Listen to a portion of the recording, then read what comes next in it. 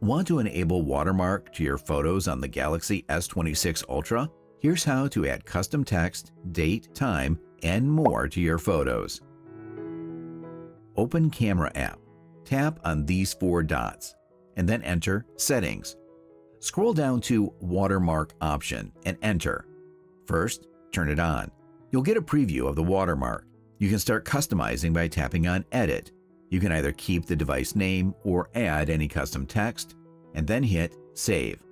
Apart from that, additionally, you can select the Date option and add it in the watermark.